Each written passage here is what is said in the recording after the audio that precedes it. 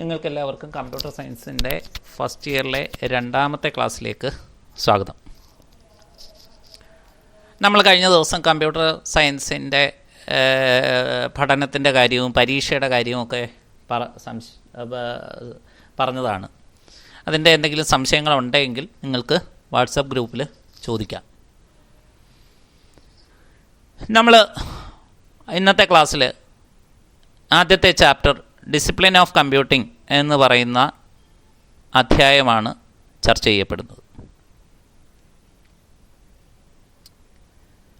അപ്പം നമുക്ക് ഈ ചാപ്റ്ററിലൂടെ നമുക്ക് പല കാര്യങ്ങളാണ് നമ്മൾ കടന്നു പോകുന്നത്.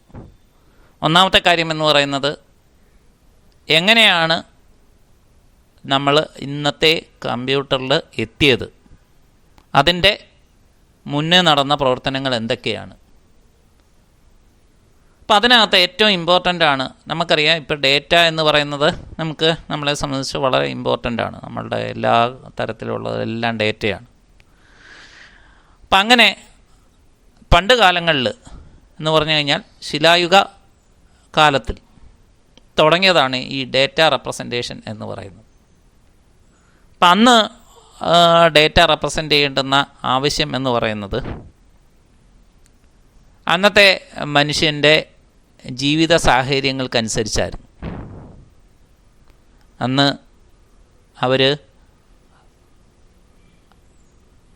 അവർക്കൊപ്പം തന്നെ ഒരു കൂട്ടമായി താമസിക്കുന്നതോടൊപ്പം തന്നെ ആനിമൽസിനെ വളർത്തിയിരുന്നു, അതിൻ്റെ എണ്ണം എടുക്കണമായിരുന്നു.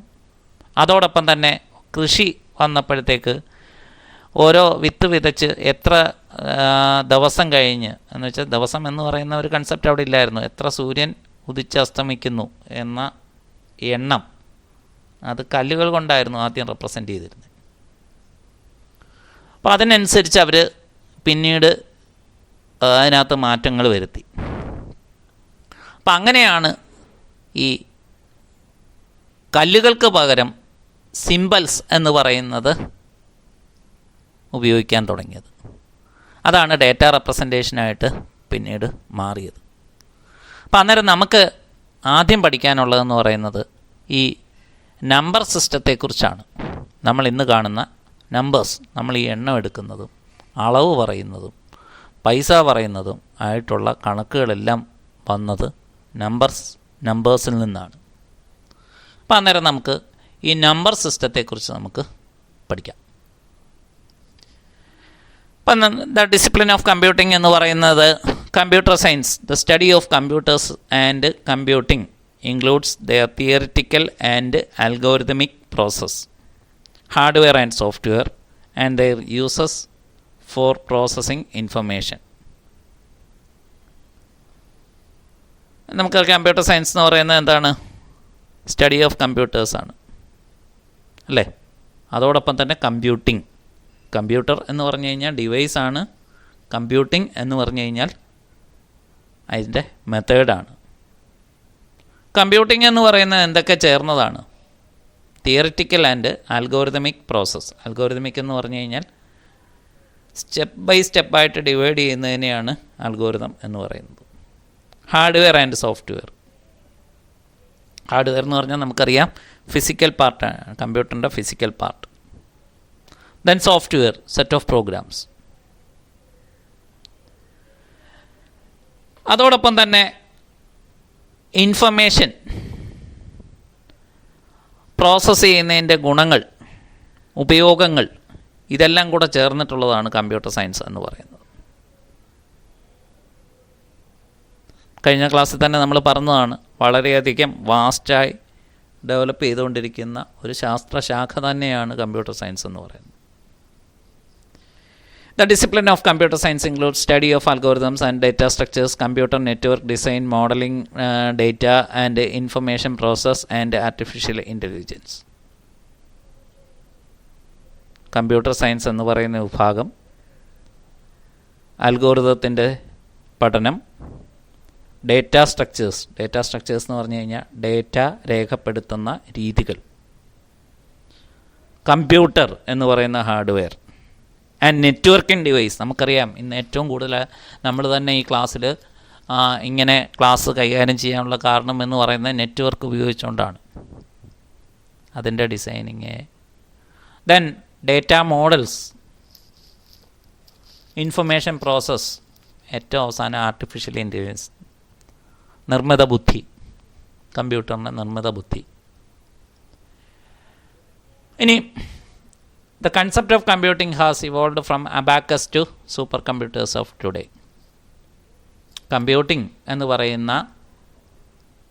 പറയുന്ന ഭാഗം ഉരുത്തിരിഞ്ഞത് അബാക്കസ് എന്ന് പറയുന്ന ഡിവൈസ് മുതൽ ഇന്നത്തെ സൂപ്പർ കമ്പ്യൂട്ടർ വരെയാണ്.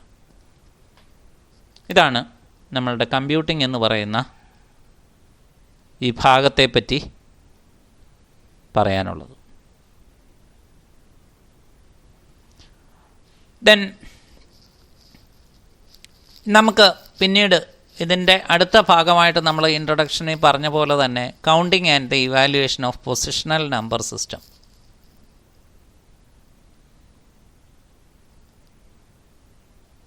എണ്ണവും അതോടൊപ്പം തന്നെ സ്ഥാനങ്ങളുള്ള പൊസിഷണൽ നമ്പർ സിസ്റ്റം എന്ന് പറഞ്ഞു കഴിഞ്ഞാൽ സ്ഥാനങ്ങൾ കൊണ്ട് നമ്പേഴ്സ് റെപ്രസെൻ്റ് ചെയ്യുന്ന രീതി. ആദ്യകാലങ്ങളിൽ in ancient time people used stones for counting. After that number system were formed. ആദ്യകാലങ്ങളിൽ കല്ല് എന്നിവ ഉപയോഗിച്ചുകൊണ്ടായിരുന്നു എണ്ണിക്കൊണ്ടിരുന്നത്.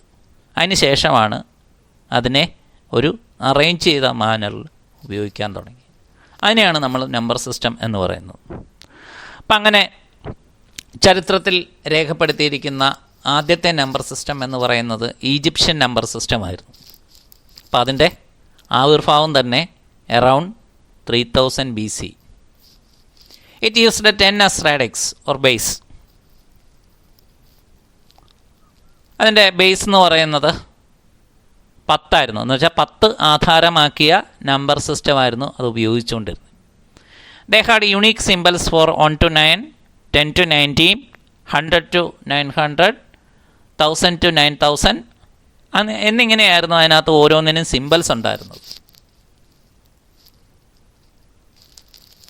As the Egyptian write from right to left, the largest power of 10 appears to the right of other numerals. ഇത് എഴുതിയിരുന്നത് റൈറ്റിൽ നിന്നും ലെഫ്റ്റിലേക്കാണ് എഴുതിയിരുന്നത്.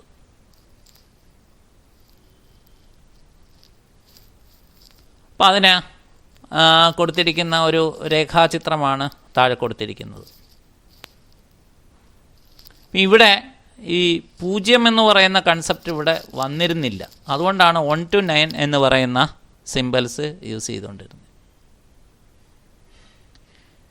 ഇനി അടുത്ത number system എന്ന് പറയുന്നത് രേഖപ്പെടുത്തിയിരിക്കുന്നത് ബാബിലോണിയൻ ഓർ സുമേറിയൻ നമ്പർ സിസ്റ്റമാണ്.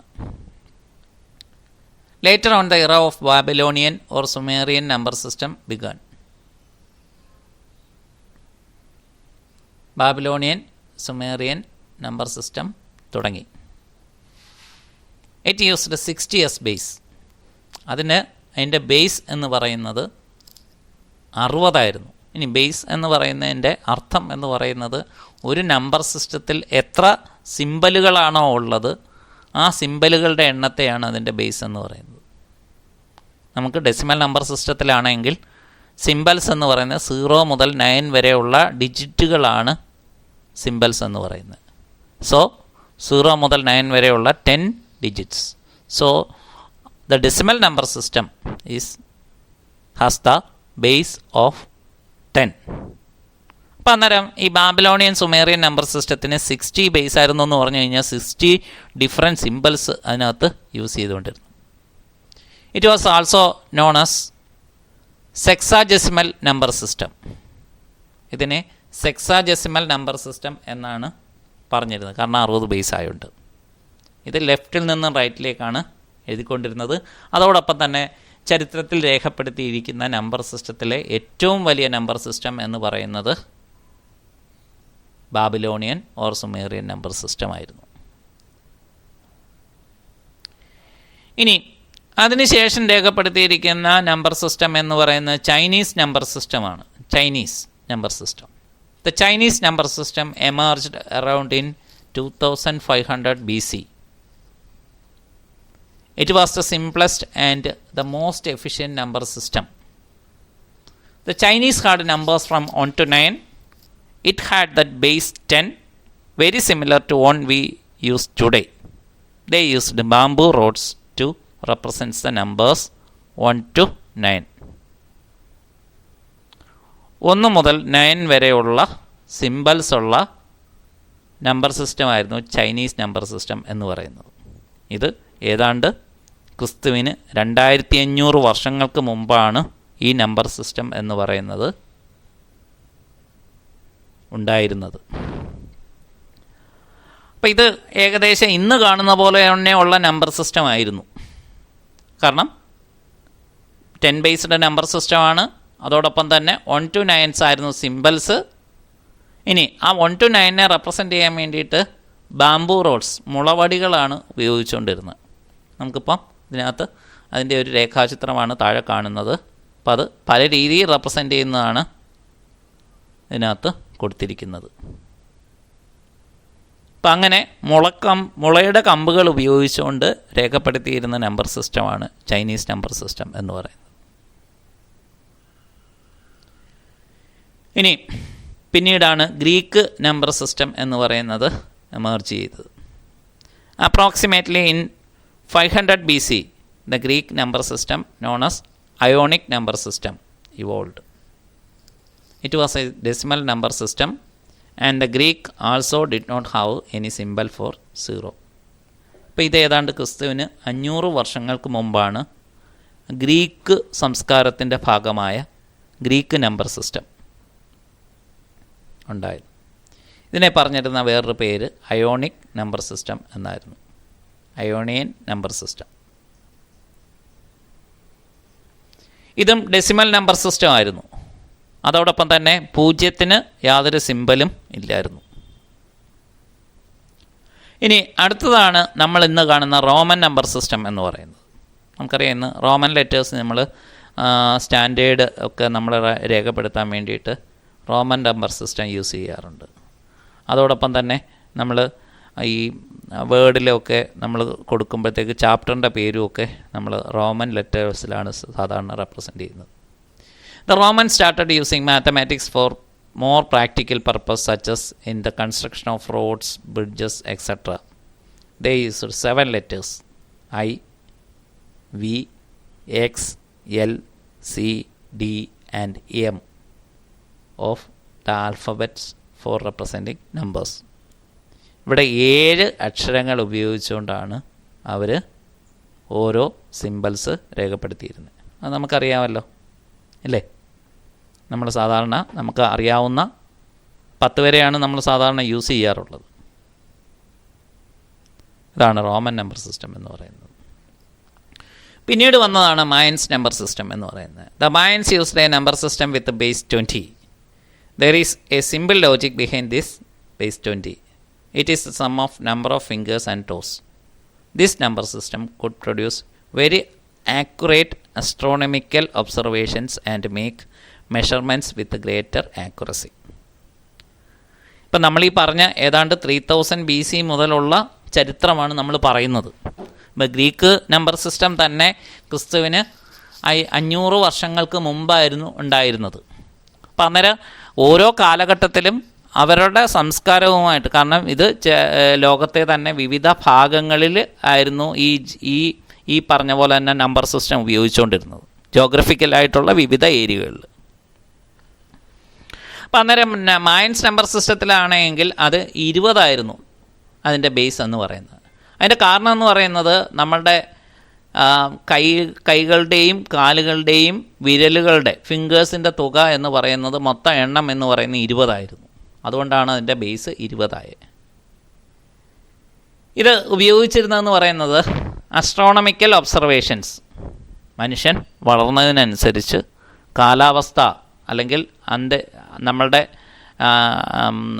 അന്തരീക്ഷത്തെ പറ്റിയുള്ള പഠനങ്ങൾ നടത്തി, നക്ഷത്രങ്ങളെക്കുറിച്ചുമൊക്കെയുള്ള കാലങ്ങളെ പറ്റി പഠിച്ചു തുടങ്ങി.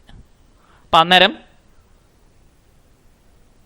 ജ്യോതിഷപരമായ നിരീക്ഷണങ്ങൾക്കും അതോടൊപ്പം തന്നെ അളവുകൾക്കും കൃത്യതയോടെയുള്ള അളവുകൾക്കും വേണ്ടിയിട്ടാണ് ഈ മായൻസ് നമ്പർ സിസ്റ്റം എന്ന് പറയുന്നത് ഉപയോഗിച്ചിരുന്നത്.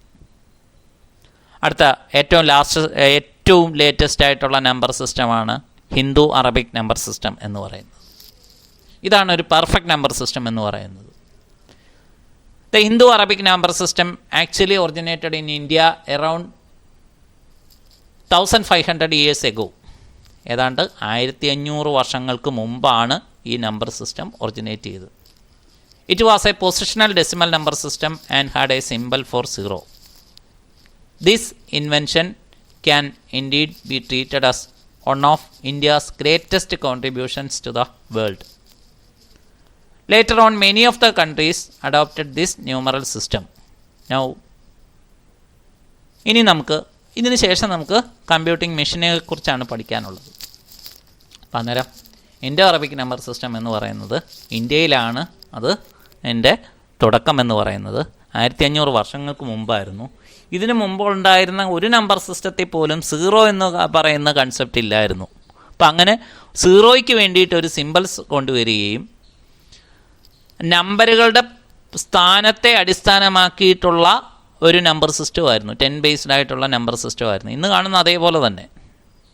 അപ്പം ഇതാണ് മാത്തമാറ്റിക്സിൽ ഇന്ത്യയുടെ ഏറ്റവും വലിയ കോൺട്രിബ്യൂഷൻ എന്ന് പറയുന്നത്. ഇതാണ് നമുക്ക് മൊത്തത്തിലുള്ള നമ്പർ സിസ്റ്റത്തെക്കുറിച്ച് പഠിക്കാനുള്ളത്. ഇനി നമുക്ക് ആ നമ്പർ സിസ്റ്റം ഓരോന്നിനെക്കുറിച്ച് ഒന്ന് കമ്പയർ ചെയ്ത് നോക്കാം. കാരണം ഇതിനകത്തുനിന്ന് 1 മാർക്ക് ക്വസ്റ്റ്യൻസ് എന്ന് പറയുന്നത് സാധാരണ ചോദിക്കാറുണ്ട്. അപ്പോൾ അത് ചോദിക്കുന്നത് അതിൻ്റെ ബേസ് ഉപയോഗിച്ചുകൊണ്ടോ അല്ലെങ്കിൽ അതിൻ്റെ പേര് ഉപയോഗിച്ചുകൊണ്ടോ അല്ലെങ്കിൽ എന്ത് പർപ്പസിന് വേണ്ടി എന്താണോ അതിൻ്റെ ക്യാരക്ടറിസ്റ്റിക്സ് അതിന് വേണ്ടിയിട്ടായിരുന്നു ഉപയോഗിച്ചുകൊണ്ടിരുന്നത്. അപ്പോൾ ആദ്യത്തെ നമ്പർ സിസ്റ്റം എന്ന് പറയുന്ന ഈജിപ്ഷ്യൻ നമ്പർ സിസ്റ്റം, അത് റൈറ്റ് ലെഫ്റ്റ് ആയിരുന്നു അത് എഴുതിക്കൊണ്ടിരുന്നത്. അതിൻ്റെ ബേസ് 10 ആയിരുന്നു. അപ്പോൾ നമ്മൾ ശ്രദ്ധിച്ചു കഴിഞ്ഞാൽ ബേസ് 10 അല്ലാത്തത് 2 നമ്പർ സിസ്റ്റം മാത്രമേ ഉള്ളൂ. ഒന്ന് ബാബിലോണിയൻ ഓർ സുമേറിയൻ നമ്പർ സിസ്റ്റവും രണ്ടാമത്തത് മയൻസ് നമ്പർ സിസ്റ്റവും. അപ്പോൾ അന്നേരം ബേസിൻ്റെ രീതിയിൽ 1 മാർക്ക് ക്വസ്റ്റ്യൻ വരുന്നതെന്ന് പറയുന്നത് ഇത് രണ്ടിലേതെങ്കിലും ഒന്നായിരിക്കും. Which number system is used with base 20 അല്ലെങ്കിൽ which number system has a base 60 ഇങ്ങനെ ചോദിക്കാം.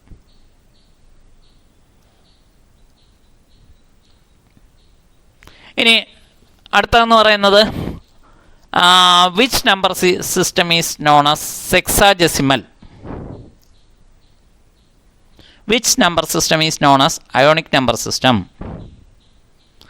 Which number system has the concept of 0.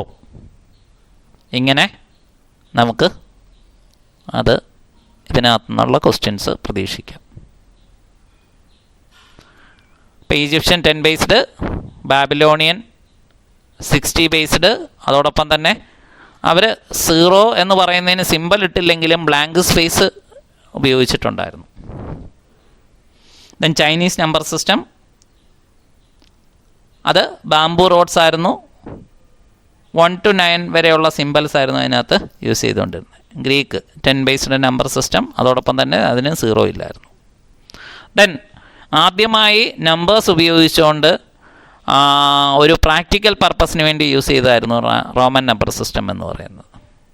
Dash number systems were used in mathematics for construction of roads, bridges etcetera. അങ്ങനെ ചോദിച്ചു കഴിഞ്ഞാൽ അത് Roman number സിസ്റ്റമാണ്. Then Mayans number സിസ്റ്റത്തിൻ്റെ പ്രത്യേകത എന്ന് പറയുന്നത് 20 ബേസ്ഡായിരുന്നു. അതോടൊപ്പം തന്നെ അത് യൂസ് ചെയ്തിരുന്ന അസ്ട്രോണമിക്കൽ ഒബ്സർവേഷനും അതേപോലെ തന്നെ ക്ലിയർ ആയിട്ടുള്ള മെഷർമെൻറ്റിനും വേണ്ടിയിട്ടായിരുന്നു. The last one is Hindu Arabic, the perfect number system and with the symbol for 0. അതോടൊപ്പം തന്നെ ഇതൊരു പൊസിഷണൽ നമ്പർ സിസ്റ്റവും ആയിരുന്നു. അപ്പം നമ്പർ സിസ്റ്റത്തെക്കുറിച്ച് നമുക്ക് രണ്ടാമത്തെ ചാപ്റ്ററിൽ കൂടുതൽ പഠിക്കാനുണ്ട്. ഇപ്പം നമുക്ക് ഇവിടെ ഈ ക്ലാസ് അവസാനിപ്പിക്കാം. അപ്പോൾ ഇതിനകത്ത് നിങ്ങൾ ചെയ്യേണ്ട കാര്യം എന്ന് പറയുന്നത് ഇത് ആദ്യത്തെ ക്ലാസ് മുതൽ തന്നെ ഇതിൻ്റെ നോട്ടുകൾ കംപ്ലീറ്റ് ചെയ്യുക എന്നുള്ളതാണ്. അപ്പോൾ അത് നിങ്ങൾ പുസ്തകം നോക്കിയിട്ട് ഈ നോട്ടുകൾ എഴുതിയെടുക്കുക. ഓരോ നമ്പർ സിസ്റ്റവും അതിൻ്റെ ക്യാരക്ടറിസ്റ്റിക്സും. ഇതേപോലെ തന്നെ ഒരു ടേബിൾ രൂപത്തിൽ നിങ്ങൾക്ക് രേഖപ്പെടുത്താം. അല്ല എങ്കിൽ അതിനകത്ത് കാണിക്കുന്നതിൻ്റെ കൂട്ട് തന്നെ വേർഡ്സിൽ നമ്മൾ രേഖപ്പെടുത്തിയാലും മതി.